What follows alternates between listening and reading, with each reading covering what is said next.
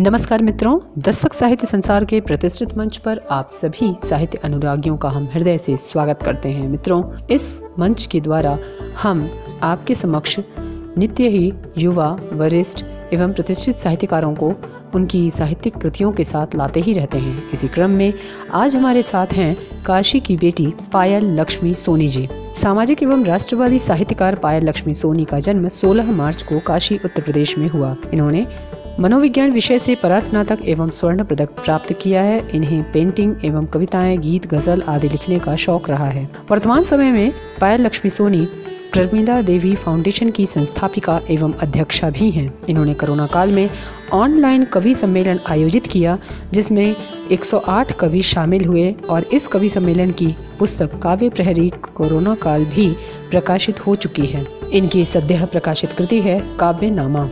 इनकी पुस्तक राष्ट्र मंथन 6 भागों में प्रकाशित होने वाली पुस्तक है। पायल लक्ष्मी सोनी को अनेक पुरस्कार एवं सम्मान प्राप्त हैं। इनमें प्रमुख हैं उत्तर प्रदेश भाषा संस्थान द्वारा युवा पत्रकार सम्मान, राज्यपाल उत्तर प्रदेश द्वारा पत्रकारिता सम्मान, युवा साहित्यकार सम्मान, पर्यावरण प्रहरी सम्मान आदि आदि।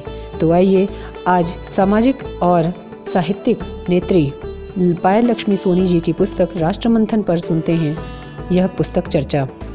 नमस्कार, मैं पायल लक्ष्मी सोनी लखनऊ से स्वतंत्र लेखिका व राष्ट्र सेवी। मेरी यह पुस्तक राष्ट्र मंथन अब आपके सामने है। यह पुस्तक स्वर्णिम भारत के सेवा पदकों के साक्षात्कार पर आधारित है। इस पुस्तक को मैंने भारत के यशस्वी प्रधानमंत्री श्री नरेंद्र दामोदर दास मोदी जी को समर्पित किया है, जिससे भारत की उज्ज्वल भविष्य व मजबूत राष्ट्र की उम्मीद है। पुस्तक के कुछ इंट्रोडक्टरी पार्ट मैं आपसे साझा करना चाहती हूँ। लॉकडाउन के समय एक ऐसा समय था जब सभी संग्रहणीय लेखों और साक्षात्कार को फिर से मुझे देखने का अवसर प्राप्त हुआ और लॉकडाउन के दौरान ही कुछ अन्य विशिष्ट जनों को से संवाद, चर्चा, परिचर्चा करके मैंने तथ्यों को इकट्ठा किया और सभी के साक्षात्कार को मैंने एकत्रित करके पुस्तक के रूप में संग्रहित किया है। विगत 13 वर्षों से मुझे समाज के विभिन्न समाज सेवियों, पत्रकारों, साहित्यकारों, संतों, राजनीतिज्ञों के साथ साथ आज़ादी के परवानों, आपातकाल में सरकार द्वारा पीड़ित शख्सियतों, जन आंदोलन के योद्धाओं व स्वतंत्रता सेनानियों से मिलने का, उन्हें समझने का और इतिहास को करीब से जानने का सुअवसर प्रदान हुआ है। लॉकडाउन के दौरान भी कुछ विशिष्ट जनों से मेरी फ़ोन वार्ता हुई, जिनका स्वरूप साक्षात्कार के तौर पर इस पुस्तक में आपको पढ़ने को मिलेगी। इस पुस्तक में जितनी राष्ट्र और समाज के विभिन्न विषयों, मुद्दों, समस्याओं पर चर्चा हुई है, उतनी ही किताब पर भी बेबाकी से बातचीत भी की गई है। सभी विशेषज्ञों ने बड़े ही स्पष्टता से अपनी बात रखी है, जो आपको रोचक तो लगेगी ही, ज्ञानवर्धन भी करेगी और कुछ मिथ्य से पर्दे भी उठाएगी। आज़ाद भारत में कई बार ऐसे आंदोलन हुए जब लोग अपने अधिकारों के लिए सड़क पर उतरे हैं। भारत से अंग्रेज़ों को भगाने और देश को आज़ाद कराने के लिए स्वतंत्रता सेनानियों ने कई आंदोलन चलाए, जिसमें सबसे महत्वपूर्ण जेपी आंदोलन रहा, जिसने भारत की राजनीतिक दिशा ही बदल दी। यह ज़रूरी है कि हमारे देश के युवा अपने सही इतिहास को जानें। इसके लिए उन्हें अपने परिवार और आस पड़ोस के लोगों और बुज़ुर्गों के साथ बैठकर ज्ञानवर्धक विषयों पर चर्चा परिचर्चा करनी चाहिए, ताकि आप जैसे युवा अपने राष्ट्र के गौरवशाली इतिहास के विषय में जान सके, क्योंकि इतिहास ही वह तथ्य है जिससे किसी देश की सभ्यता, संस्कृति, कला, साहित्य, राजनीति व बौद्धिक जानकारियों के बारे में जाना जा सकता है। यह पुस्तक राष्ट्र मंथन 5 खंडों में विभक्त है। पहला खंड है जन आंदोलनों का इतिहास। दूसरा खंड है भारत की आंतरिक और बाहरी सुरक्षा। तीसरा खंड है प्रकृति से पुनर्मलन, गंगा और पर्यावरण।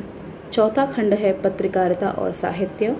और आखिरी और 5वां खंड है सामाजिक परिवर्तन, हिजड़ा और वेश्यावृत्ति।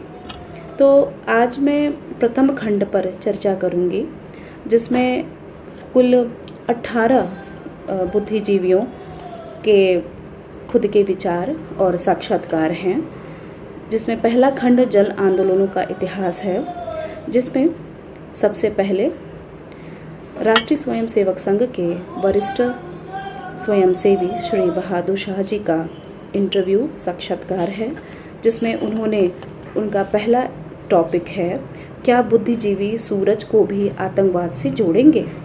दूसरा, माननीय श्री पन्नालाल जायसवाल जी, जिनका टॉपिक है राम मंदिर निर्माण नव राष्ट्रीय पुनर्जागरण का द्योतक।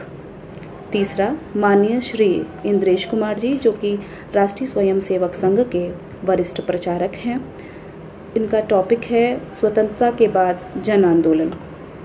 चौथा टॉपिक है थिंक टैंक कहे जाने वाले KN गोविंदाचार्य जी का, जिनका विषय है जेपी आंदोलन एक शांतिपूर्ण क्रांति।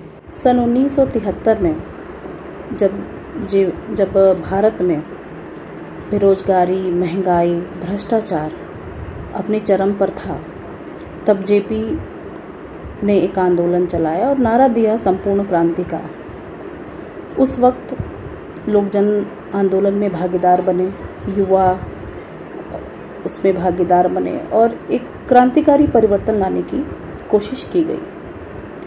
उस वक्त जेपी आंदोलन को एक संपूर्ण क्रांति कहा जाए तो अतिशयोक्ति नहीं होगी, और जेपी आंदोलन को स्वतंत्रता संग्राम के बाद दूसरा सबसे बड़ा आंदोलन माना गया। उसी के जब ये आंदोलन शुरू हुआ, जेपी आंदोलन, उस वक्त इंदिरा गांधी जी बहुत भयभीत हो गई थी, उन्हें अपनी सत्ता जाने का डर था। इसी डर से फिर आपातकाल लगा 1975 में, और जिसमें जेपी साहब के साथ 600 लोगों को बंदी बना लिया गया।